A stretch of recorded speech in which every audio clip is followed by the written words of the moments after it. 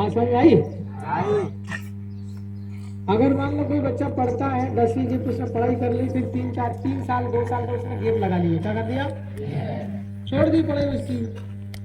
या तो वो घर वालों ने कोई मदद नहीं करी, पैसा नहीं मिला, हॉस्टल नहीं मिला, स्कूल नहीं मिला, फेल हो गए, मजदूरी करने चले गए, या शादी हो गई मान लो लड़की की, हो जाता है ऐसा, 10वीं की शादी हो जाती है, तो 2 साल तक लगातार पढ़ाई छूट जाती है। आप लोग 2 साल तक लगातार अपने आजीविका कमाने में लग जाती है, या तो खेती में खुद में, या कोटा, सूरत, वापी, राजस्थान, गुजरात, दाहोद उधर जाता है ना मजदूरी करने, बांसवाड़ा। तो अगर लगातार 2-3 साल अगर गैप हो जाती है तो फिर हम वापस अगर पढ़ने जाते हैं तो परेशानी आती कि नहीं आती? आती है ना। तो मेरा कहने का मतलब ये है कि आपका जो समय है ये बड़ा इम्पोर्टेंट। कुल मिला के कहना मैं ये चाह रहा हूँ कि आपको आपके समय का सदुपयोग करना है। क्या करना है? सदुपयोग करना है।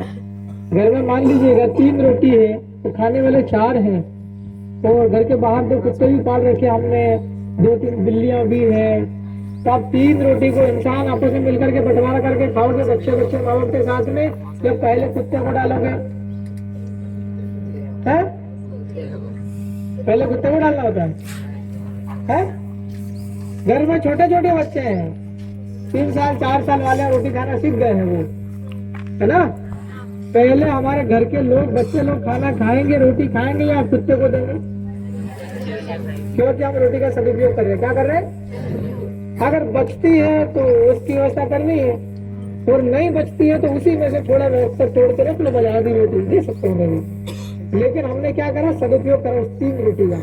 घर में 5 लोग थे, 3 भाई बहन, 2 माँ बाप सहित 5 हो गए, और 1 कुत्ता बिल्ली। सभी मिलकर के टुकड़े करके खाते कि नहीं खाते? सोची रोटी है, फाड़ दो। अगर मान लो घर में रोटी कम है, खाने वाले ज्यादा है, तो उसको टुकड़े करके हम लोग रोटी खाते कि नहीं खाते? लेकिन अगर मान लो घर में नोतरा वोतरा है, मान लो शादी है, तो पूड़िया निकाल दी, होता कि नहीं होता? या बाटी बना दिया, चावल ही चावल बना दिए, वो नोतरा हो गया। जितने भी मेहमान पावड़े आए थे सब खा के चले गए, और आधा कढ़ाई चावल बचा हुआ पड़ा, क्या करेंगे उसका? हम खाएंगे, बकरी, गाय, कुत्ते सबको डालेंगे हम, और बच जाएगी तो उसको सुखा देंगे, क्योंकि वो वेस्ट में चला गया। तो मैं आपको ये सारी चीजें इसलिए बता रहा हूँ, आपके जीवन में ये जो समय है, आप बैठे हैं इस स्कूल में, रोज आते हैं, ये बहुत महत्वपूर्ण समय होता है। इस समय आपको जो आपका काम है वही करना चाहिए। कभी कभी मेरा भी मन करता मैं विधायक बन गया, लेकिन मेरे को 10वीं पढ़ने की इच्छा होती है, मैं भी बस्ता लेके स्कूल रोज जाने की इच्छा होती है, क्योंकि हमें ऐसा लगता है कि हमें भी पढ़ना चाहिए। हम आज भी पढ़ते हैं, ये बड़े बड़े मंच में जितने भी बैठे ये सब पढ़ते हैं, समझ रहे हो? सरकार जैसे सब सरकार कह रहे थे, सरकार के वहां पर कोई भी नियम बनता, कानून बनता, तो कम से कम ये मान के चलो कोई भी नया नियम बनता है, नई पॉलिसी, नई योजना आती है, उसके लगभग 10 पेज होते हैं। कितने होते हैं? तो हम सबको पढ़ना है वो। और जो बड़े हो जाते हैं, जिनकी स्कूल और कॉलेज पढ़ के खत्म कर दी, उसकी आदत पढ़ाई की नहीं रहती है क्या? क्योंकि वो तो दौड़ भाग व्यस्त रहता है, गाड़ी चलाता है, माला पहनते हैं, तो स्वागत लेते हैं आप लोगों का, पानी पीते हैं, चाय कचौड़ी खाते हैं, हमारे रूटीन में नहीं पढ़ते ना हम।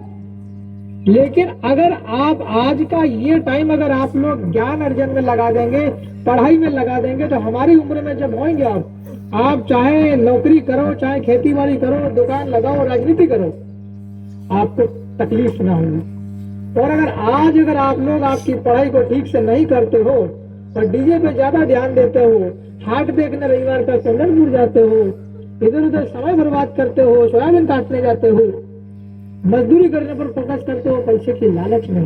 बेटा आप लोग के लिए लालच है, माँ बाप का पैसा कमाने का काम माँ बाप का है।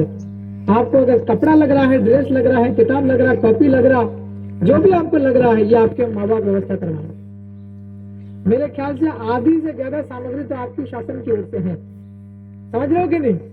अभी सब लोग गोविंद भाई, सब लोग कह रहे थे हम बैठ के, आपको ड्रेस, साइकिल, ये वो, तो आधी से ज्यादा तो भीख मिल ही रही ना, नहीं मिलते हैं तो हम जैसे लोगों की भी जिम्मेवारी है।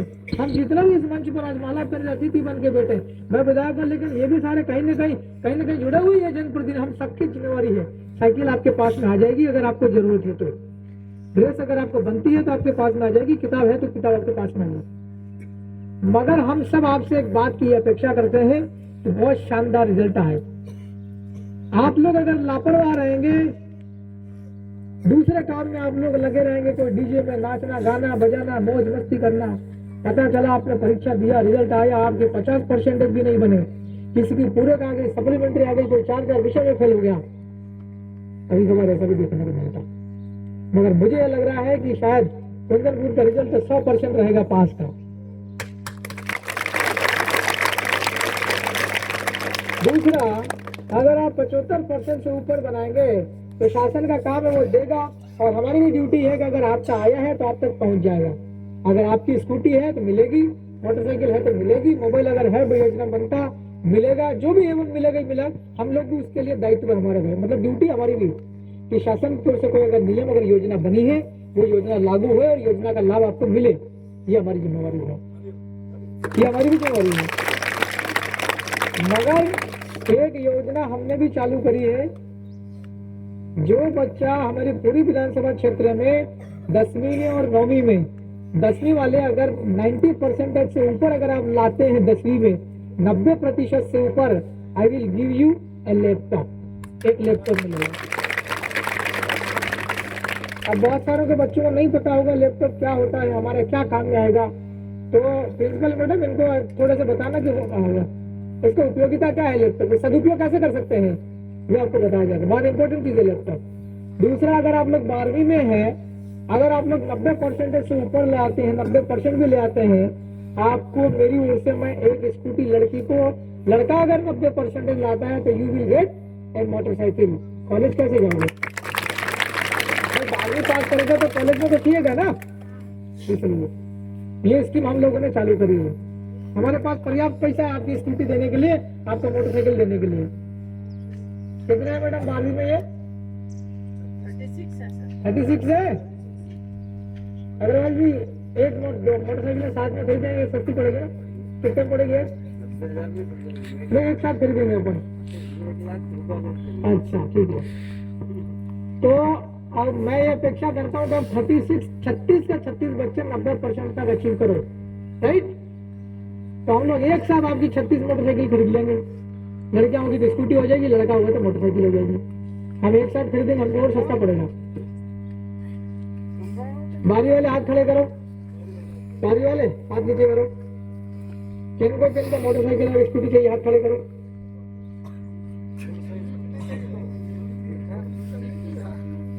हाथ नीचे कर दो। लड़कों के हाथ जल्दी खड़े हो गए थे, लड़कियों के हाथ खड़े नहीं हुए थे। पढ़ाई में देखा जाता है कि लड़कियां आगे रहती है, लड़के पीछे रहते हैं। क्या आपको स्कूटी नहीं चाहिए? आप साइकिल में खुश हो?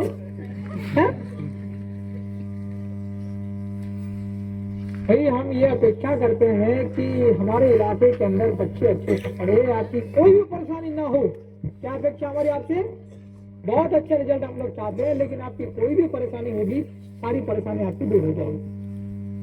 हम लोग लगातार घूमते फिरते हैं, सब तरफ बातें भी करते हैं, हम देखते भी है। ज्यादातर बच्चे आप लोग फेयर कॉपी नहीं बनाते हो, और फेयर कॉपी नहीं बनाते हो तो फिर आप लोग याद भी नहीं करते होंगे, और फेयर कॉपी बनाते भी है तो फिर उसकी राइटिंग सही से बस वैसे वैसे लिख दिया, कचरा टाइप। कचरा फेंकते कि नहीं अपन, ऐसा कॉपी में ऐसी राइटिंग दिखती है, देखो ऐसा है कचरा टाइप। कितने गंदी राइटिंग लिखते हैं बच्चे लोग। आप लोग, आपके पास में दिन में 12 घंटे, रात में 24 घंटे, 7-8 घंटे आप लोग सोए, बाकी घंटे आपके घर गृहस्थी के, है ना? कम से कम 12 घंटे तो आप लोग पढ़े। कितना? 12 घंटे पढ़ सकते कि नहीं पढ़ सकते? लेकिन आप ईमानदारी से बताओ कितना घंटा पढ़ते हैं? स्कूल सही, स्कूल और घर वाला दोनों जोड़ लो, कितना घंटा पढ़ते हो? हाँ, 12 पढ़ लेते हो? 7 घंटे कौन कौन पढ़ता? हाथ खड़े करो, हाथ खड़े करो। करने का समय है, 3 महीने बाद परीक्षा है। कृपा करके हमको खेत पे मत भेजो, डांडे चराने हमको मत भेजो, दूसरा काम मत करवाओ। क्लियर? लड़के लोग क्या क्या काम करते हैं? पानी वालों, लड़कियां